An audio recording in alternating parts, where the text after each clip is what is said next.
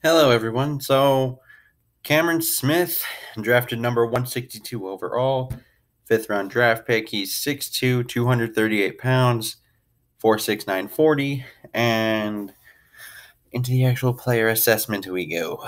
So, in coverage, he does have some mobility restrictions, and I think that leads to kind of inconsistent results when it comes to his coverage. I think he kind of struggles to keep pace with running backs in space. A little bit better with tight ends, or some tight ends, not so much, the freakish ones that have been coming out the past few years, but like an inline tight end. He doesn't really have issues with those, but those move tight ends still present problems. So if there's someone athletic, you don't want him there. And I don't think he really has a natural feel for anticipating routes or to kind of work into throwing lanes when he actually is in his zone drops. He's not a very natural guy in space. Tackling, one of the most consistent things about this guy, and he doesn't miss like ever. So that's kind of his strength. I think he has great contact power and balance when he is tackling. He has very good form while doing it, and that prevents extra yardage after contact. Really good job there.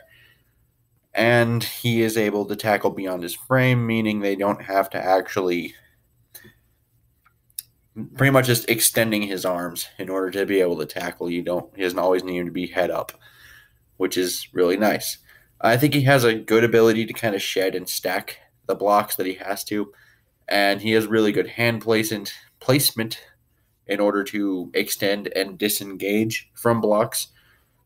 And I think he can decently slip away from contact when need be. He doesn't always have to, but kind of the way Eric Kendricks goes about it, he's kind of smaller, quicker.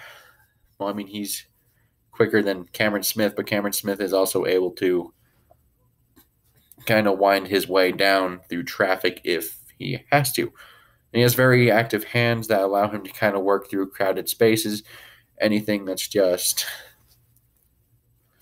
like kind of in the trenches and just guiding through trash.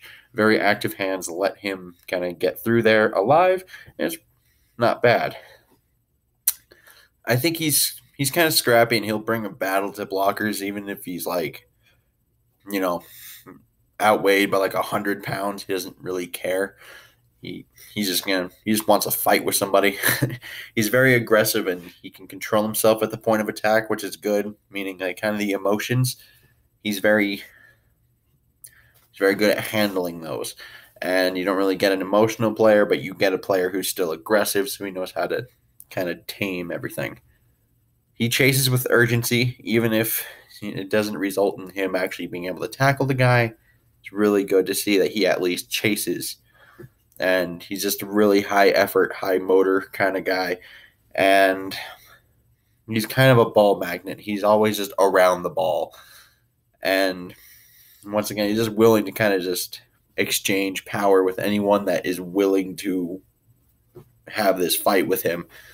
And that's really good. He kind of has this, just this kind of like, I want to say like dog fight in him, where he just kind of wants to literally just be gnawing on everybody. And I think he's able to diagnose run plays well, and he flows quickly to them. He's able to read his keys. He doesn't really fall for all the misdirection stuff.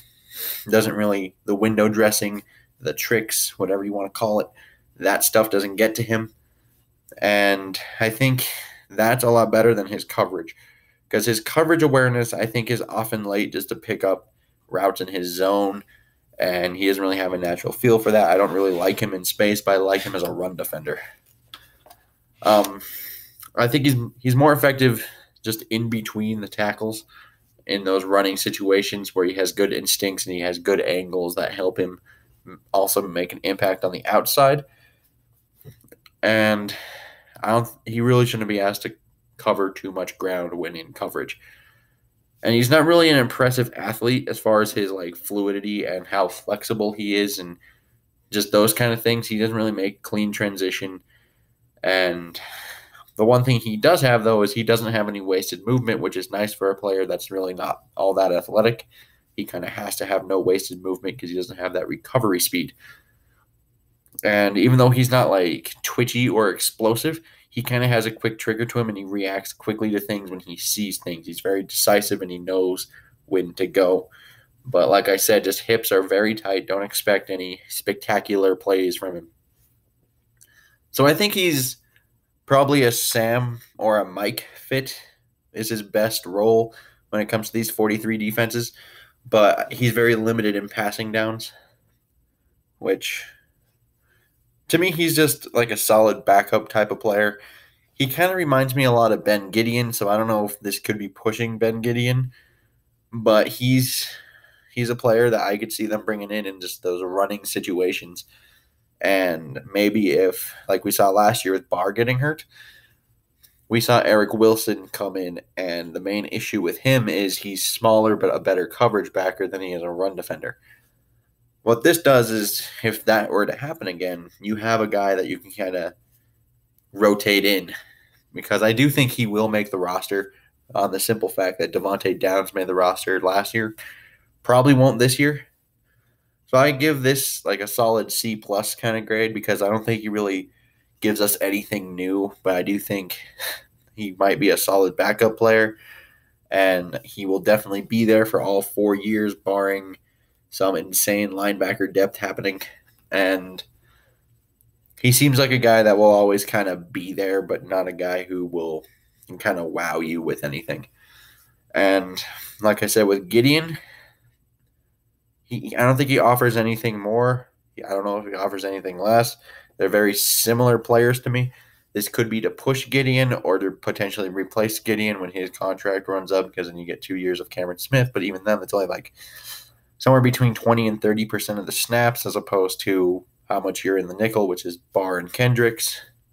So C plus grade. I think this could have been a lot worse. I think they obviously wanted Blake Cashman. I know a lot of people wanted to see them draft Blake Cashman, but I don't think this is a bad pick, given that, I don't think Blake Cashman was really a special talent anyway. There's a reason why he was in the 5th round.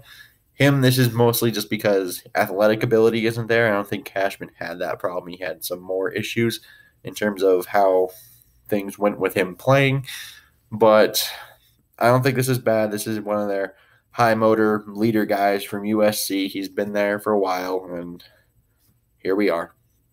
Like he's mostly just another guy, but I think he could add value just because of the depth.